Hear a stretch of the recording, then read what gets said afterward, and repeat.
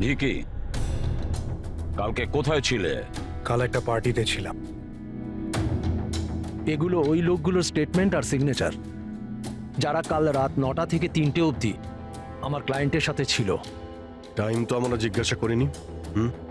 দেখুন, আয়েশার মাথা খারাপ ছিল। ও এমনই মন গড়া গল্পগুলো শোনাতো যাতে ও শাস্তি থেকে বেঁচে যায়। That's it. আয়েশা আপনাকে ঠকিয়েছে, আপনার বিরুদ্ধে সিবিআই এর কাছে প্রমাণ দিয়েছে। রাগ হওয়াটা তো স্বাভাবিক। হ্যাঁ, ভেবেছিলেন খুন করে দেওয়া যাক ওকে? রাগ নয় স্যার, বরং আফসোস হলো ওর ওপর। কারণ ও চাইলেও কিছু করে উঠতে পারতো না স্যার, কারণ ওর করার মতো কিছুই ছিল না। এটা আমার ক্লায়েন্ট রাহুলের অ্যালিবাই। কাল রাত্রে ইনি কিন্তু নিজের বিজনেস পার্টনারদের সাথেই ছিলেন। এর মধ্যে সমস্ত ডিটেলস আছে।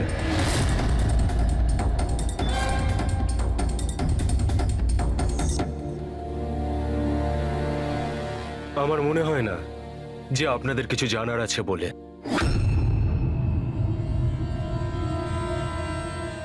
আপনারা যেতে পারেন। ধন্যবাদ।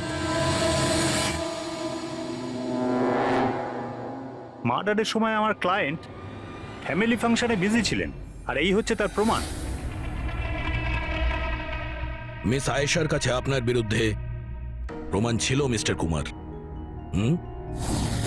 আর এমন প্রমাণ যা আপনাকে বরবাদ করে দেওয়ার জন্য যথেষ্ট। আয়শা খুবই চালাক মেয়ে। ভালো হয়েছে মারা গেছে, নাহলে আমি ওকে মেরে ফেলতাম। মারতেন না মেরে ফেলেছেন? না স্যার, আমি ওকে মারিনি, কিন্তু ওই মানুষটাকে আমি নিশ্চয়ই থ্যাঙ্কস বলবো যে আমার মনের ইচ্ছেটাকে পূরণ। এই মুহূর্তে জানা যাচ্ছে যে গত 2 দিন ধরে চলতে থাকা সিবিআই তদন্ত আজ শেষ হয়ে গেছে, আর মিস আয়েশা কিছুক্ষণের মধ্যে পৌঁছে যাবেন তার নিজের এই বাড়িতে। এমনটা মনে করা হচ্ছে যে এই হাই প্রোফাইল কেসে মিস আয়েশা সিবিআই এর জন্য সাক্ষী দিতে রাজি হয়েছেন, তাই ওনাকে ক্ষমা করে দেওয়া হচ্ছে আর ছেড়ে দেওয়া হচ্ছে।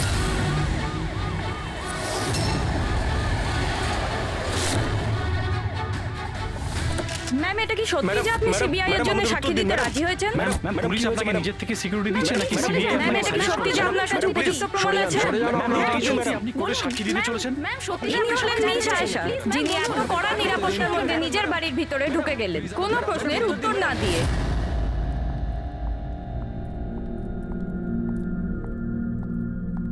ম্যাডাম, খাবার রেডি আছে, দিয়ে দেবো কি? না, আমার খিদে নেই। তুমি একটা কাজ করো, ওনাদের খেতে দিয়ে দাও।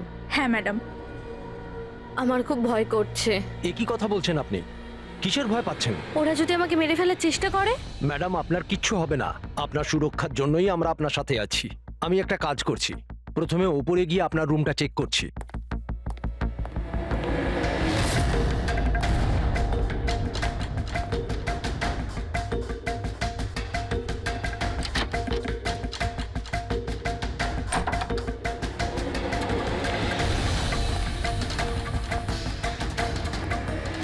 আপনার রুমটা চেক করেছি, সবকিছু ঠিক আছে, আর আপনি গিয়ে রেস্ট নিতে পারেন। দেখুন, আপনার কিচ্ছু হবে না। আর তাছাড়াও শুধুমাত্র একটা রাতের ব্যাপার, সকালে কোর্টে রায় বেরিয়ে যাবে আর ওরা গরাদের পিছনে চলে যাবে। You just relax.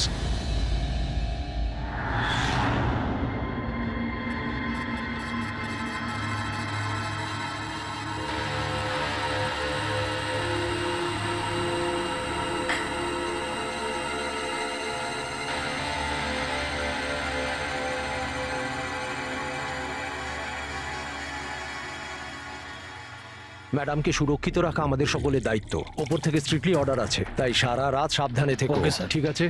খাওয়া শেষ হলে নিজের নিজের পজিশন নিয়ে নিও।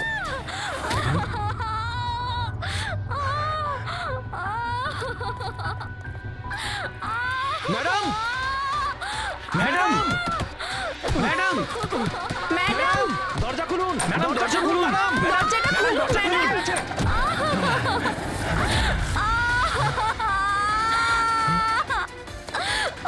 ম্যাডাম! ম্যাডাম,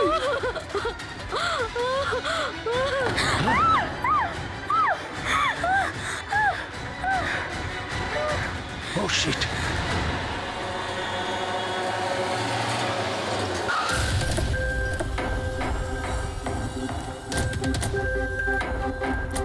স্যার, 1 স্যার জানা যাচ্ছে কোনো দুর্ঘটনা ঘটে গেছে? আপনি বলতে পারবেন এই বাড়িতে ঠিক কি হয়েছে? স্যার এই কেসটা তো সিবিআই এর কাছে ছিল, তাহলে কি সিআইডি কে হ্যান্ড ওভার করে দেওয়া হলো? দেখুন এখানে একটা মার্ডার হয়েছে বলেই আমরা এখানে এসেছি। এর থেকে বেশি কিছুই বলতে পারবো না, পরে কথা বলছি। সরে যান, একটু সরে যান। আসুন স্যার।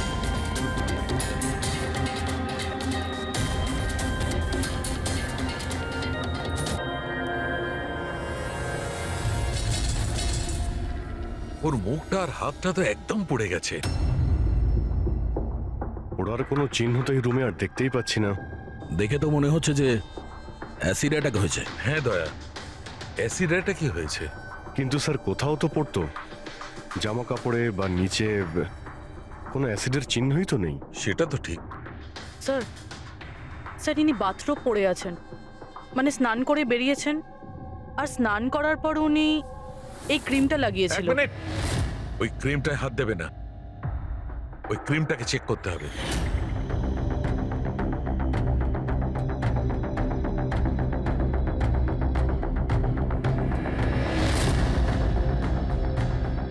আরে এ তো কিছুই হলো না।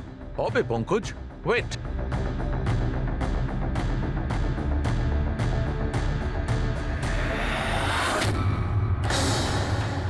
আরে স্যার, এটা তো দেখলে, এটাতে এমন অ্যাসিড মেশানো হয়েছিল যেটা সঙ্গে সঙ্গে কাজ করে না, 2-3 মিনিট বাদে কাজ শুরু করে। আর যখন কাজ শুরু করে তখন এরকম ভয়ঙ্কর ভাবে কাজ করে। স্যার তার মানে স্নান করার পর উনি এই ক্রিমটা লাগিয়েছেন, আর সেটার এফেক্ট কিছুক্ষণ পরে হয়েছে। একদম ঠিক। কেউ আসলে একে মারবার জন্যে এর নিজের যে ক্রিম ছিল সেটা এই ক্রিমটার সঙ্গে বদলে দিয়েছে। এটা এটা কি বলছেন আপনারা? কি কি ব্যাপার? আপনি মনে হচ্ছে একটু বেশি ঘাবড়ে গেছেন। হ্যাঁ, কি জানেন আপনি এদের ব্যাপারে? না স্যার, আমি কিছুই জানি না। ম্যাডাম তো এই ক্রিমটা রোজই ব্যবহার করতো। আর এটা খুনি ভালো মতোই জানতো, আর এটারই সুযোগও নিয়েছে। যেই হোক না কেন আয়েশাকে খুব কাছ থেকে চিনতো। আচ্ছা, ওটা আপনি নয় তো? না স্যার। দেখো আমরা জানি তুমি কিছু জানো। না ম্যাডাম, আমি কিছুই লুকাচ্ছি না। ব্যাস এই ক্রিমটা আমি লুকিয়ে লুকিয়ে কখনো কখনো ব্যবহার করতাম, আর আজও এই ক্রিমটা আমি মেখেছি। এক মিনিট, এই ক্রিমটা তুমি কখন লাগিয়েছো? স্যার ম্যাডামের ঘরে আসার কিছুক্ষণ আগে, এই ধরুন 8টা নাগাদ। 8টার সময়? চেক করো। স্যার পুড়ে যাওয়ার তো কোনো চিহ্নই নেই। হবে না, পোড়ার দাগ এই জন্য হবে না কারণ উনি যখন ক্রিমটা লাগিয়েছিলেন ওতে অ্যাসিড ছিল না, মানে ওই ক্রিমটা অরিজিনাল ছিল। তার মানে খনি ক্রিম 8টা থেকে 9টার মধ্যেই বদলে দিয়েছিল। কিন্তু কিভাবে? এখানে এত সিকিউরিটি ছিল। মনে হয় আগে থেকেই কেউ রুমে ছিল। এটা কি করে হতে পারে স্যার? কারণ ম্যাডাম এখানে আসার আগে আমি এই রুমটাকে ভালো করে চেক করেছিলাম, এখানে কেউ ছিল না। আর তাছাড়া ম্যাডামের চিৎকার শুনেই আমরা দৌড়ে এখানে এলাম, আর দেখি দরজা ভেতর থেকে লক স্যার। হ্যাঁ স্যার, আর ভেতরে আসার জন্য আমাদের দরজা ভাঙতে হয়েছিল। ঠিক আছে, আপনারা এখন আসুন, প্রয়োজন পড়লে আবার ডেকে নিচ্ছি। Okay sir. রুমের ভিতরে কেউই আসেনি, কিন্তু রুমটা চেক করতে কনস্টেবলই এসেছিল। পুরবি একটা কাজ করো, এদের সবার ব্যাকগ্রাউন্ড চেক করো। ততক্ষণে আমরা জানার চেষ্টা করি যে ব্যাপারটা কি। এত মিডিয়া, সিবিআই এর কেস, এতগুলো সিকিউরিটি, কি কারণে? অ্যাকচুয়ালি আয়েশা খুব বড় খেলোয়াড় ছিল, লাইক এজেন্ট। যে ধরনের এজেন্ট দুটো পার্টির মধ্যে ডিল করিয়ে মাঝখান থেকে ভালো কমিশন নিয়ে সরে যায়। শুধু এটা ধরে নিন যে আয়েশাও এই ধরনেরই এজেন্ট ছিল, কিন্তু টপ লেভেলে। ওর সমস্ত ডিলগুলি লাখ আর কোটি টাকার উপরেই হতো, আর সব কটাই ছিল একেবারে বেআইনি। আমাদের কাছে এসব কিছুরই প্রমাণ ছিল, আমরা ওকে অ্যারেস্টও করেছিলাম। কিন্তু ও হঠাৎ করে রাজসাক্ষী হয়ে গেল। ও নিজের মুক্তির বিনিময়ে 3 জন বড় ব্যবসাদারের দুর্নীতির বিরুদ্ধে আমাদের হাতে সব প্রমাণগুলো দিত। আজ কোর্টে শুনানি ছিল, কিন্তু কাল রাতেই ওর মার্ডার হয়ে যায়। 3 জন বড় বিজনেসম্যান, এরা কারা? বিকি, রাহুল, কুমার। এই 3 জনের কাছেই পয়সা আর পাওয়ার যথেষ্ট আছে, যা খুশি করতে পারে। আর যে প্রমাণগুলো আয়েশার কাছে ছিল? আয়েশার কাছে কিছু টেপ ছিল, এই তিনজন বিজনেসম্যানের বেআইনি কাজের কিছু ভিডিও ফুটেজ।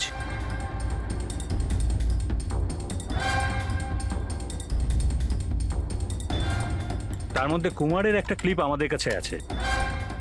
এই দেখো দয়া। চিয়ার্স। টাকাটা কবে ট্রান্সফার করছেন মিস্টার কুমার? ব্যাস, যেই আমাদের কাছে গানস পৌঁছে যাবে আপনার অ্যাকাউন্টে টাকা পৌঁছে যাবে। সেসবের চিন্তা আপনি করবেন না মিস্টার কুমার, ওনাদের কাছে অস্ত্রের তো কোনো খামতিই নেই, এমনিতেই তো পড়ে পড়ে জংই ধরছে। হ্যাঁ, তাছাড়া পাওয়ারে থাকার তো এটাই সুবিধা, তাই না? যখন যেটা মন চায় করে না। আপনি শুধু এই কনসাইনমেন্টটা সম্পূর্ণ করে দিন, আমাদের তো একসঙ্গে অনেক কাজ করতে হবে, তাই না? একদম। আর এটা তো সবে শুরু। আমি যতদিন আছি আপনাদের দুজনকে কোনো চিন্তা করার দরকার নেই। এটা একটা স্যাম্পল দয়া, এটা থেকে কিছু প্রমাণ করা যাবে না। অবশ্য প্রমাণ হিসেবে আয়েশার কাছে দেওয়ার মতো অনেক কিছুই ছিল, কিন্তু ও আমাদের কিছুই দেয়নি। ও চেয়েছিল যে এই সমস্ত প্রমাণগুলো ও কোর্টের হাতে নিজেই দেবে। নিজের নিরাপত্তার বদলে ও আমাদের সামনে এই শর্ত রেখেছিল। বাকি টেপগুলো ছাড়া এই টেপ আমাদের কোনো কাজেই আসবে না। এই টেপ আপনার কাজের না হতে পারে, কিন্তু আমাদের কাজে লাগতে পারে। এই তিনজনকে ব্যুরোতে ডাকার জন্য যথেষ্ট। যে লেভেল পর্যন্ত এরা পৌঁছেছে, এদের পক্ষে আয়েশার মার্ডার প্ল্যান করা খুব একটা বড় ব্যাপার নয়। ভিকি, কালকে কোথায় ছিলে? কাল একটা পার্টিতে ছিলাম। এগুলো ওই লোকগুলোর স্টেটমেন্ট আর সিগনেচার, যারা কাল রাত 9টা থেকে 3টে অবধি আমার ক্লায়েন্টের সাথে ছিল। টাইম তো আমরা জিজ্ঞাসা করিনি। দেখুন, আয়েশার মাথা খারাপ ছিল। ও এমনই মন গড়া গল্পগুলো শোনাতো যাতে ও শাস্তি থেকে বেঁচে যায়। That's it. আয়েশা আপনাকে ঠকিয়েছে, আপনার বিরুদ্ধে সিবিআই এর কাছে প্রমাণ দিয়েছে। রাগ হওয়াটা তো স্বাভাবিক। হ্যাঁ, ভেবেছিলেন খুন করে দেওয়া যাক ওকে? রাগ নয় স্যার, বরং আফসোস হলো ওর ওপর। কারণ ও চাইলেও কিছু করে উঠতে পারতো না স্যার, কারণ ওর করার মতো কিছুই ছিল না। এটা আমার ক্লায়েন্ট রাহুলের অ্যালিবাই। কাল রাত্রে ইনি কিন্তু নিজের বিজনেস পার্টনারদের সাথেই ছিলেন। এর মধ্যে সমস্ত ডিটেলস আছে।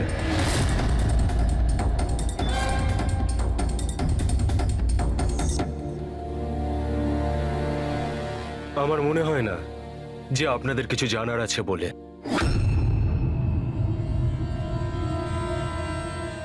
আপনারা যেতে পারেন। ধন্যবাদ। মার্ডারের সময় আমার ক্লায়েন্ট ফ্যামিলি ফাংশনে বিজি ছিলেন, আর এই হচ্ছে তার প্রমাণ। মিস আয়েশার কাছে আপনার বিরুদ্ধে প্রমাণ ছিল মিস্টার কুমার। আর এমন প্রমাণ যা আপনাকে বরবাদ করে দেওয়ার জন্য যথেষ্ট। আয়েশা খুবই চালাক মেয়ে, ভালো হয়েছে মারা গেছে, নাহলে আমি ওকে মেরে ফেলতাম। মারতেন না মেরে ফেলেছেন? না স্যার, আমি ওকে মারিনি, কিন্তু ওই মানুষটাকে আমি নিশ্চয়ই থ্যাঙ্কস বলবো যে আমার মনের ইচ্ছেটাকে পূরণ করেছে। আপনি যেতে পারেন, তবে খুব তাড়াতাড়ি দেখা হবে। Thank you.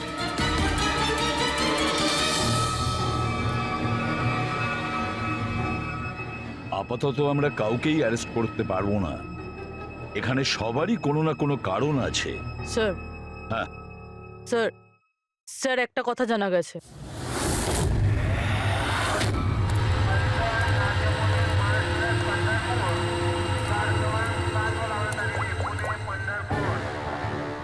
হ্যালো, হ্যাঁ, সব কিছু তৈরি। একটা কথা মনে রেখো, কোনো ভুলভ্রান্তি যেন না হয়। এই তো দাদা, চলে আসুন, বাস ছাড়বে, বাস ছাড়বে।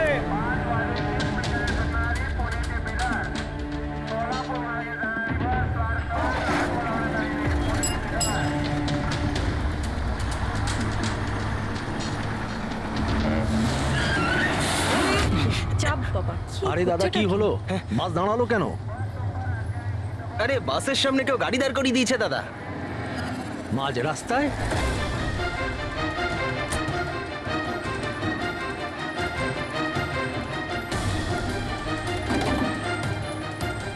স্যার, আপনারা এখানে? শহর ছাড়ার খুব তাড়া দেখছি তোর। হ্যাঁ, অনেক প্রশ্নের উত্তর দিতে হবে তোকে। চল চল। স্যার, আমি কি করেছি স্যার? স্যার, আমার কথাটা তো শুনুন স্যার। স্যার, আমাকে কেন ধরছেন স্যার? স্যার, স্যার কি করছেন স্যার? আমাকে কেন ধরছেন? আমি তো ছুটি নিয়ে দেশে যাচ্ছি স্যার। তোর রেকর্ড আমরা চেক করেছি, তুই তো আমাদের বলিসনি, হ্যাঁ, যে আয়েশার আগে তুই মিস্টার কুমারের জেট সিকিউরিটিতে ছিলি। হ্যাঁ স্যার, ওটাই তো আমার কাজ। হুম, আর আপনি তো জানেন যে সরকার আমাদের যেখানে পাঠায় সেখানে যেতে হয়। তোমার মোবাইলে কুমারের কল একবার নয় 3 বার, আয়েশার মার্ডারের ঠিক আগে। এটাও একটা কাজ। আপনারা ঠিক বলেছেন স্যার। কুমার আমাকে কল করেছিল, ও আয়েশা ম্যাডামের সঙ্গে কথা বলতে চাইছিল, কিন্তু আমি বারণ করেছিলাম স্যার। ও আমাকে টাকার লোভও দেখিয়েছিল, কিন্তু আমি তবুও কথা বলাইনি। প্রথমে 2বার বারণ করেছিলি তুই, আর তারপর রাজি হয়ে গেলি তুই, হ্যাঁ? ম্যাডাম, এই কুমার স্যার আবার ফোন করছেন। হ্যাঁ, আমাকে কোনো বিপদের ব্যাপারে বলতে চাইছে। ফোনটা দাও। এই নিন। হ্যাঁ বলো। আমি জানতে পারলাম তুমি আমার জন্য চিন্তা করছো, কোনো বিপদ থেকে আমাকে উদ্ধার করতে চাইছো। How strange. আমি বলে দিচ্ছি, আমি তোমাকে খুব ভালো মতো চিনি। আর এই সমস্ত কার্যকলাপ না তুমি অন্য কারোর সাথে করো। আর এমনিতেও যদি আমি জেলে যাই, এই টাকাগুলো নিয়ে আমি কি করব? আচার দেবো? এই টাকাটা না তুমি তোমার কাছেই রাখো, এটা তোমারই সাহায্যে লাগবে। কোনো দরকার নেই এই ফোনটা আমাকে দেওয়ার। আমার সাথে গেম খেলার চেষ্টা করে যাচ্ছে, আর তুমি ওকে সাহায্য করছো।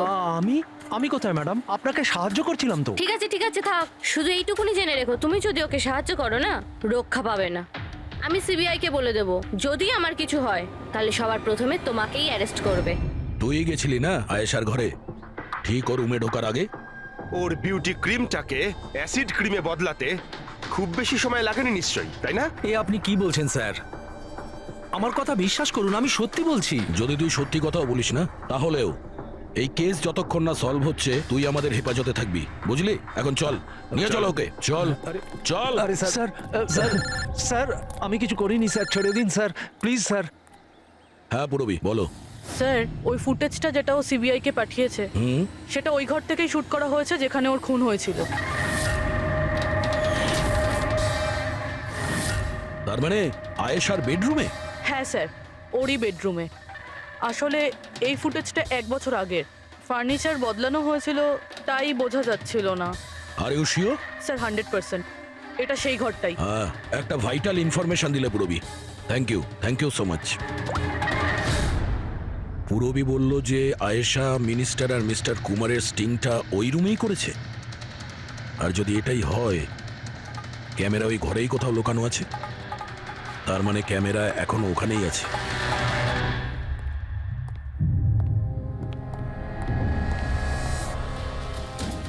রুম তো এটাই। আর এই হলো জানালা। ফুটেজে জানালা রয়েছে, তার মানে এই ফুটেজটা এই দিক থেকেই তোলা হয়েছে। স্যার, ফুটেজ অনুযায়ী তো ক্যামেরা এখানে থাকা উচিত।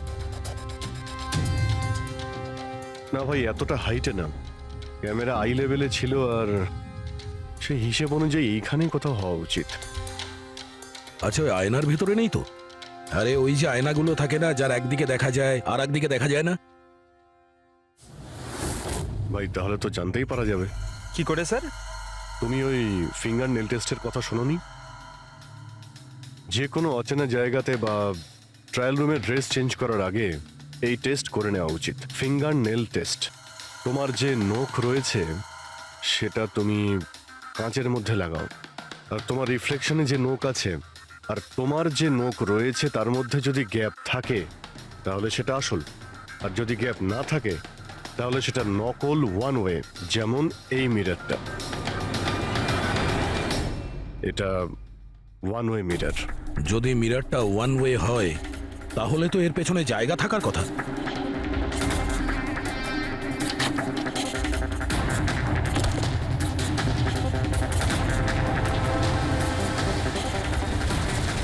অভিজিৎ,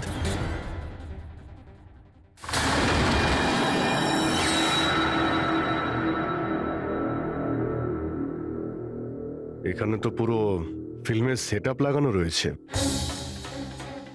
এসডি কার্ড তো নেই স্যার। হ্যাঁ,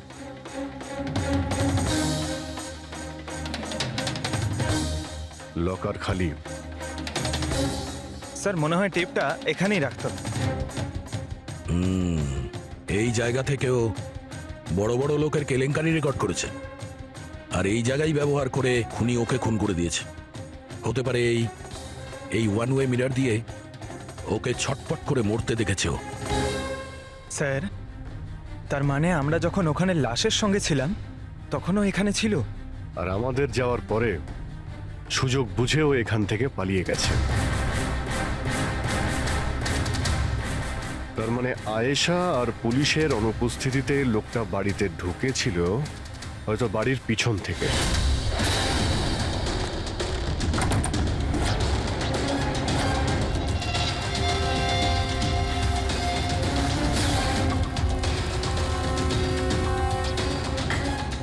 ও আয়েশার বিউটি ক্রিমটাকে সরিয়ে বিষাক্ত ক্রিমটা রেখে দেয় আর তারপর ভিতরে ঢুকে বসে থাকে। তার মানে ও চোখের সামনে আয়েশা ওই ক্রিমটা লাগিয়েছে আর একটু বাদে ছটফট করতে করতে মরে গেছে। তারপর পুলিশ আর রাখি এখানে আসে, তখনও ভেতরে ছিল। তারপর আমরা এখানে এসেছি, তখনও ভেতরে ছিল। তারপর রাত্রে সুযোগ পেতেই ও টেপগুলো নিয়ে এখান থেকে পালিয়ে গেছে, মনে হচ্ছে ওই রাস্তা দিয়েই। কিন্তু স্যার, মেইন গেটে তো পুলিশ দাঁড়িয়ে ছিল, ও মনে হয় পেছন থেকেই পালিয়েছে। এমন তো কিছু নয় স্যার, কিন্তু হ্যাঁ স্যার, প্রায় ধরুন মাঝরাতের দিকে গাড়ির চাকার এরকমই একটা আওয়াজ শুনতে পেয়েছিলাম। শব্দটা কোথা থেকে হয়েছিল মনে আছে তোমার? এই তো স্যার, এই পেছনের দিক থেকে, কিন্তু একবারই পেয়েছিলেন স্যার, আর দ্বিতীয়বার শুনিনি স্যার। ঠিক আছে, থ্যাংক ইউ।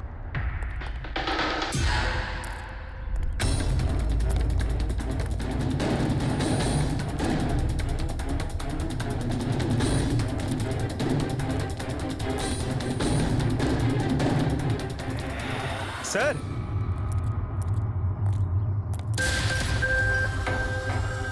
স্যার, টায়ারের ঘষার চিহ্ন তো রয়েছে এখানে। এ দেখতে পাচ্ছ এখানে এই তেল আর জল পড়ে আছে। মনে হচ্ছে এসি চালিয়ে গাড়ি এখানে অনেকক্ষণ দাঁড়িয়েছিল। আর তারপর গাড়ি এখান থেকে বেরিয়ে গেছে। ওই কনস্টেবল এই গাড়িরই টায়ারের আওয়াজ শুনেছিল। যদি গাড়িটা এখানে অপেক্ষা করেই থাকে তাহলে হঠাৎ এমন কি হলো যে তাড়াহুড়ো করে চলে গেল? স্যার, মনে হয় কেউ দেখে ফেলেছিল, ওই জন্য ভয়তে পালিয়ে গেছো। পয়েন্ট আছে।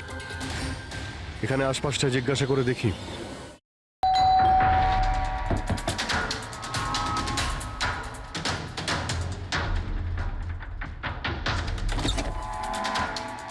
নমস্কার। নমস্কার। নমস্কার, আমরা সিআইডি অফিসার্স। সিআইডি? ম্যাম, কালকে রাত্রে আপনি এখানে কিছু কিছু অদ্ভুত দেখেছিলেন বা শুনেছিলেন, এমন কিছু যা আগে কখনো ঘটেনি? হ্যাঁ, দেখে তো ছিলাম। অনেক রাত পর্যন্ত আমি ঘুমোতে পারিনি। আর রাতে আমি দেখলাম বাড়ির সামনে একটা বড় গাড়ি পার্ক করা আছে, কিন্তু ওটা আমাদের সোসাইটির কারণ নয়। অনেক রাত পর্যন্ত গাড়িটা কিন্তু ওখানেই ছিল। কোন গাড়ি ছিল আপনার মনে আছে কিছু? দেখুন, গাড়ির ব্যাপারে তো আমি বিশেষ কিছু তো জানি না, কিন্তু ওটা HX9 ছিল, কারণ আমার ছেলের কাছেও ওই একই গাড়ি আছে। I see. আরো একটা কথা, যতক্ষণ ওই গাড়িটা ওখানে দাঁড়িয়ে ছিল না, গাড়ির ইঞ্জিনটা চালুই ছিল আর ভিতরে একজন বসেও ছিল। আমি এটা দেখছিলাম আর তখনই ওখানে কাউকে একটা আসতে দেখলাম আমাদের আয়েশার বাড়ির দিক থেকে। ওর হাতে কিন্তু একটা ব্যাগও ছিল। আরে এই যে, কে ওখানে? গাড়িটা তো চলে গেল, কিন্তু এটা বুঝতে পারলাম না যে ওরা কারা ছিল, কেন এসেছিল, আর ওরা আয়েশার বাড়িতেই বা কি করছিল। Thank you ma'am, thank you very much. Thank you. Sir, তার মানে খুনির সঙ্গে আরেকটা লোক ছিল যে গাড়িতে বসে অপেক্ষা করছিল। লাখ টাকার গাড়ি ছিল। কি মনে হচ্ছে কে হতে পারে? সন্দেহের তালিকা এখন ওই তিনজনই রয়েছে। আরটিও থেকে খোঁজ নিয়ে দেখি এই গাড়িটা এই তিনজনের মধ্যে কার কাছে রয়েছে। স্যার, এই ধরনের দামি গাড়ি তিনজনের কাছে আছে। কি? হ্যাঁ স্যার, খুবই শৌখিন লোক, এক একজনের কাছে অনেক গাড়ি আছে। তাহলে এই তিনজনের মধ্যে ওই গাড়িটা কার আছে কি করে জানতে পারবো? তাও সিচুয়েশন অনুযায়ী খুনি এই তিনজনের মধ্যে কেউ মনে হচ্ছে। না স্যার, আমরা তিনজন এই খুনের ব্যাপারে কিচ্ছু জানি না। আপনারা এখানে কেন? স্যার, আয়েশা জীবনকালে তো আমাদের বাঁচা দুষ্কর করেই দিয়েছিল, এখন মরার পরেও আমাদের বাঁচা দুষ্কর করে দিচ্ছে। তার মানে স্যার, আয়েশার খুনি ও আমাদের প্রত্যেককে ফোন করে 25 কোটি টাকা করে চেয়েছে, তাও আবার 24 ঘন্টার মধ্যে। আর হুমকি দিয়েছে আমরা যদি না দিই তাহলে ও আমাদের টেপ লিক করে দেবে। এর মানে হচ্ছে আমাদের মার্ডারের সঙ্গে কোনো সম্পর্ক নেই। ওই গলাটাকে চিনতে পেরেছেন? না স্যার, আমি চিনতে পারিনি। আপনারাই শুনে নিন, আমি কলটা রেকর্ড করেছি। আয়েশাকে আমি খুন করেছি, আর ওই টেপসগুলো আমার কাছেই আছে। ওই টেপসগুলোর মধ্যে যা প্রমাণ আছে তোমাদেরকে সারা জীবন জেলে রাখার জন্য যথেষ্ট। 24 ঘন্টার মধ্যে কেম্যান ল্যান্ড ব্যাংকের অ্যাকাউন্ট নাম্বার 23122-তে 25 কোটি টাকা জমা করে দিন, না হলে এই প্রমাণটা পুরো দুনিয়া দেখবে। তোমাদের কাছে 24 ঘন্টা আছে, ভেবে নাও কি করবে। ওকে ট্রেস করো, দেখো কোথা থেকে ফোন এসেছে, কে ফোন করেছিল, দেখো কোনো ডিটেলস পাওয়া যায় কিনা। ওই যে ও অ্যাকাউন্ট নাম্বার দিয়েছে, ওটা দিয়ে হয়তো জানা যেতে পারে। না, ইন্টারন্যাশনাল ব্যাংক স্যার, কোনো ডিটেল দেবে না ওরা। হ্যাঁ, কথাটা ঠিকই। স্যার, হ্যাঁ, ইন্টারন্যাশনাল কল, প্রেস করতে পারছি না। তার মানে কিছুই হবে না? ওই বদমাশকে 25 কোটি টাকা দিতেই হবে? না, কেন দেবেন 25 কোটি টাকা ওই বদমাশ লোকটাকে? হ্যাঁ, আর কেন দেবেন যেখানে আপনারা কিছু করেননি? না কোনো ঘুষ দিয়েছেন আপনারা, না কোনো বেআইনি কাজ করেছেন। তাহলে আপনাদের বিরুদ্ধে ওই টেপে তো কিছুই থাকবে না। হ্যাঁ, যদি আপনারা কিছু করে থাকেন তাহলে। আরে এটা কি বলছেন স্যার? আমরা কিচ্ছু করিনি, আমরা ইনোসেন্ট, আমরা নির্দোষ। আপনি তো অযথাই আমাদের ওপর। আশ্চর্য তো। এনিওয়ে, থ্যাংক ইউ, আমরা নিজেরা সামলে নেব। চলো।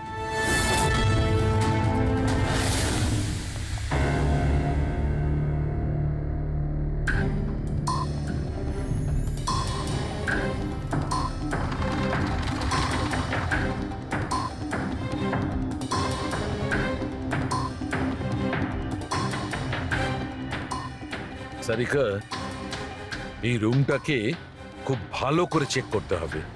খুনি এখানে ঘন্টার পর ঘন্টা ছিল, তার মানে এখানে কোনো না কোনো জিনিস নিশ্চয়ই পাবো আমরা, যেটা দিয়ে ওর ডিএনএ টেস্ট করা সম্ভব। ওর চুল, ওর নখ, যা কিছু।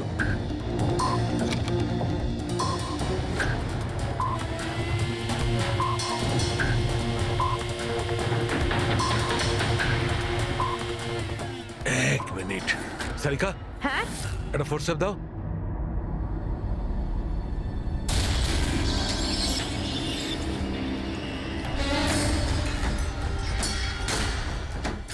মাই গড, সারিকা এই দেখো। Contact lenses? Yes, contact lens. কিন্তু কিন্তু আয়েশার চোখ তো একদম ঠিক ছিল। আমি নিজেও রিপোর্টস চেক করেছি, না ও চশমা পরতো আর না কন্ট্যাক্ট লেন্স। তবে এই কন্ট্যাক্ট লেন্সটা কার হতে পারে? খুনির? না না, খুনির হতে পারে না। একটা চোখের কন্ট্যাক্ট লেন্স খুলে যাবে আর কেউ জানতে পারবে না, এটা ইম্পসিবল। দেখান তো একটু।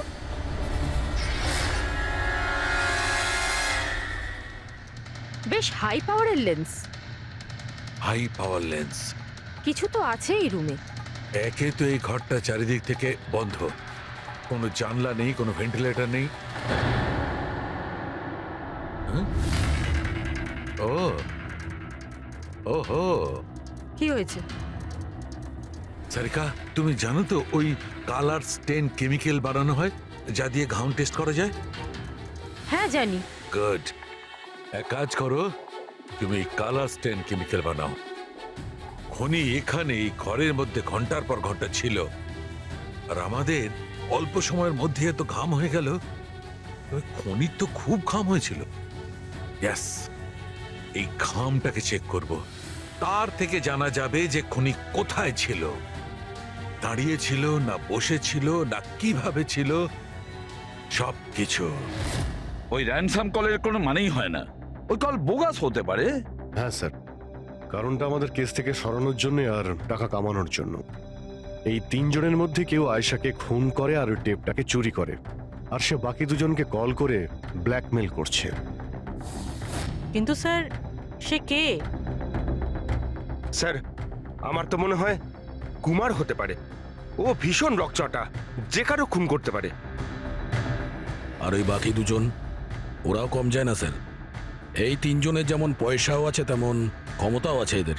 খুনি এই তিনজনের মধ্যেই কেউ হবে স্যার। আর খুনির একজন সঙ্গীও আছে, যে ওই বাইরে গাড়িতে বসে খুনির জন্য অপেক্ষা করছিল। হ্যাঁ, হবে তো এই তিনজনের মধ্যেই কেউ।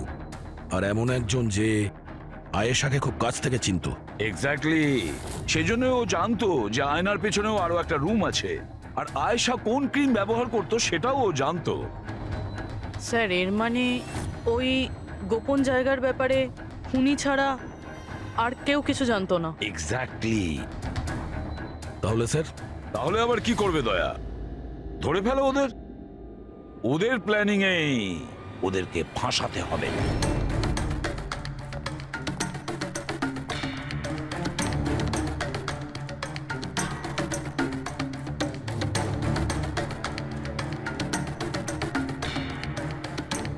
আমাদেরকে এখানে কেন ডাকলো? কোনো আইডিয়া? হয়তো জিজ্ঞেস করার জন্য ডেকেছে খুনিকে টাকা দিয়েছে কি দিইনি। তাহলে তোমরা দুজন কি টাকা দেবে? তোমাদের কি মনে হয় টাকা দেওয়া ছাড়া আর কোনো উপায় আছে? তা তুমি কি করতে চলেছো ভিকি? দেবে টাকা? দেখো, টেপের ব্যাপারে তো কিছু বলতে পারছি না, আর তাছাড়া আমি কোনো বেআইনি কাজ করিনি, এই জন্য টাকা দেওয়ার তো কোনো প্রশ্নই আসে না। সরি, আমি টাকা দিচ্ছি না। ও কাম অন ম্যান, এত ঢং করার কি আছে? কিছু করে থাকলে বলো না, শুধু আমরা তিনজনই আছি এখানে। দেখো রাহুল, যদি কথা... এক সেকেন্ড নাও, সিআইডি মেসেজ করেছে। আরে কোথায় আছে ওরা?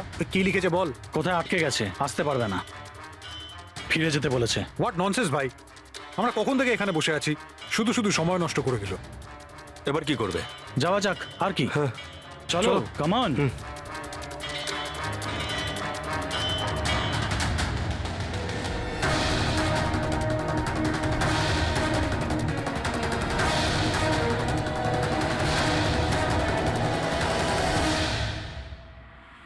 এই সে।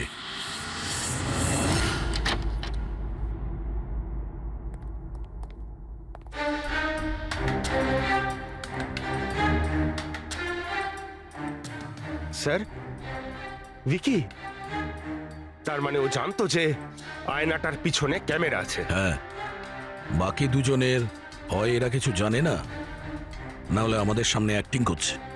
স্যার, আমার তো এই বিকিকেই সন্দেহ হচ্ছে। এবার কি করব?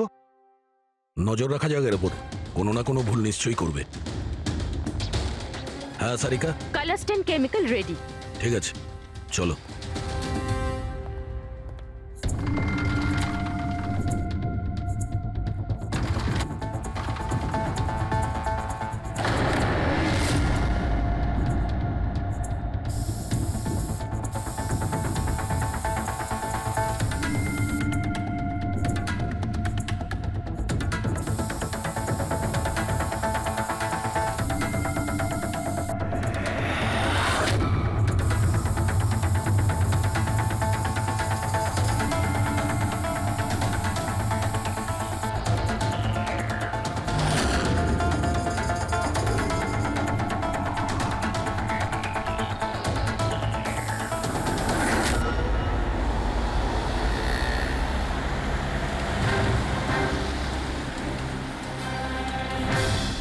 আরে স্যারও যাচ্ছেটা কোথায়? আরে কোথায় আর যাবে পঙ্কজ? বন্ধুদের সাথেই দেখা করতে যাচ্ছে, আবার কি?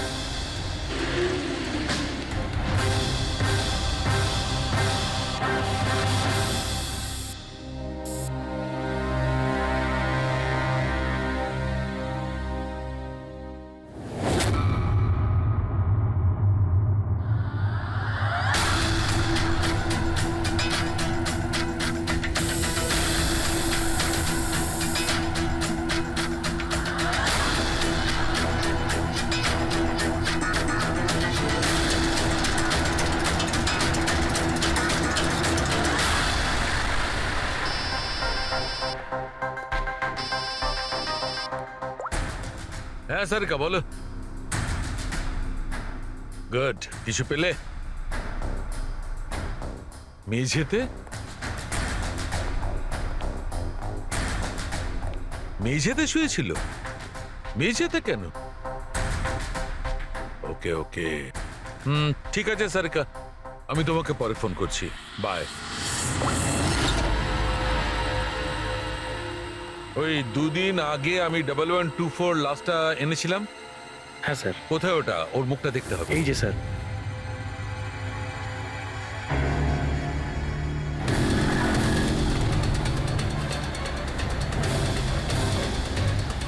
এই জানতে পারেনি তো যে আমরা ওকে ফলো করছি?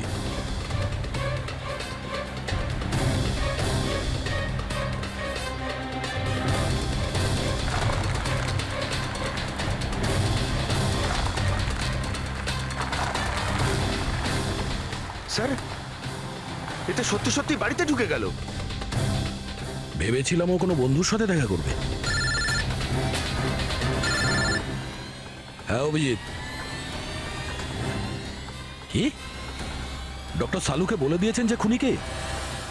কে? ও হ্যাঁ, আমরা এই ভিকিকে ফলো করতে করতে ওর বাড়ির কাছে পৌঁছে গেছি। ঠিক আছে, আমরা ওয়েট করছি। অভিজিৎ আসছে।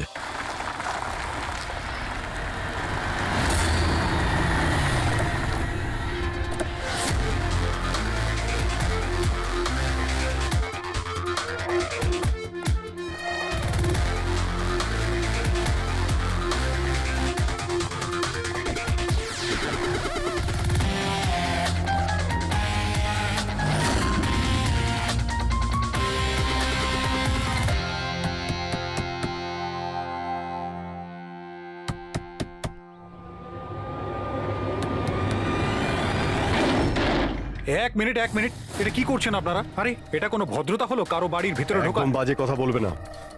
আমরা সত্যিটা জেনে গেছি। কোথায় লুকিয়ে রেখেছো ওকে? দেখুন, আপনি আমার কথা শুনুন, আপনার কোথাও ভুল হচ্ছে। আমি কিচ্ছু করিনি।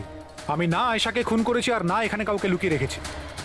আমরা কখন বললাম যে তুমি আয়েশার খুন করেছো? হ্যাঁ, একেই বলে চোরের নজর বোচকার দিকে। দেখুন, আমার কথাটা বোঝার চেষ্টা করুন। আপনারা আমার কথাটা শুনুন। আপনারা আমার কথা কেন শুনছেন না? হ্যালো, আপনারা এইভাবে ভিতরে ঢুকতে পারেন না।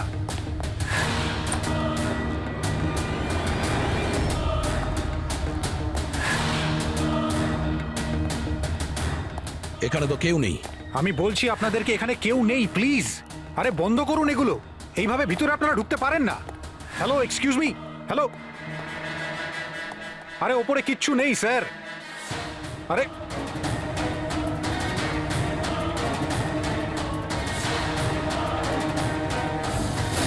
প্লিজ দেখুন, এখানে কিচ্ছু নেই, কেউ নেই এখানে। আরে আপনারা তো আমার কোনো কথাই শুনছেন না। আজব তো, কখন থেকে বলছি এখানে কেউ নেই। আরে কেউ নেই এখানে। হ্যালো স্যার,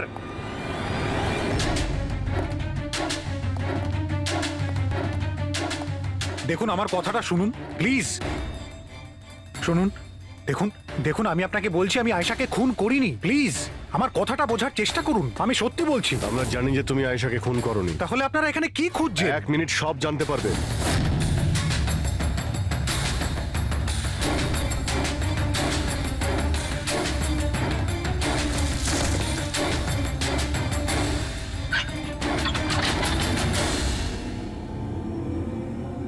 স্যার আসুন। আয়েশা দেবী, আপনার খেলা শেষ, চলে আসুন। সালুমকে স্যার আগেই বলে দিয়েছিল তুমি বেঁচে আছো। আসলে আমি ওর চোখটা চেক করব।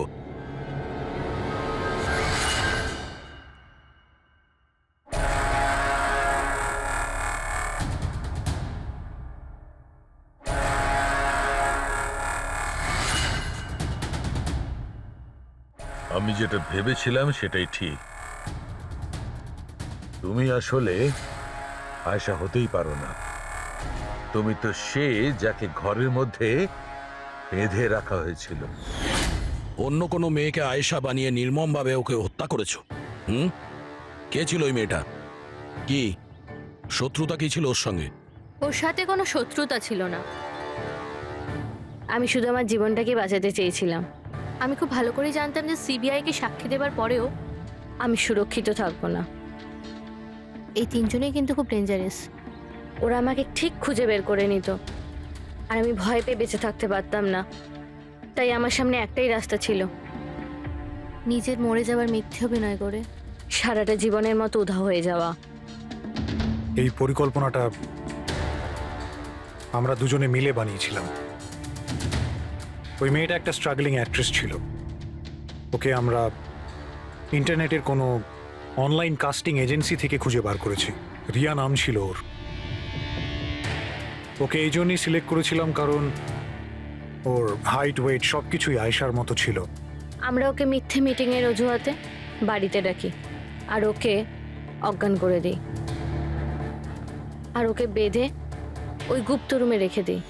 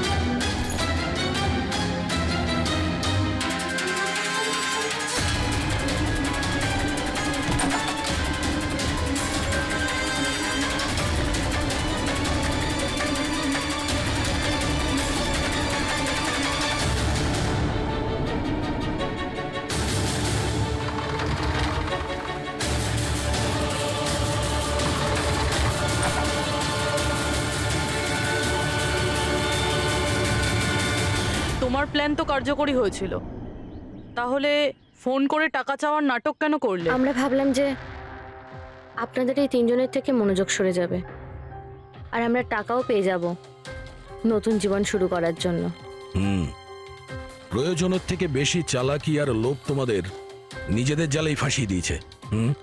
চিন্তা করো না, তোমাদের জীবন নতুন করে শুরু হবে, কিন্তু সেটা জেলে।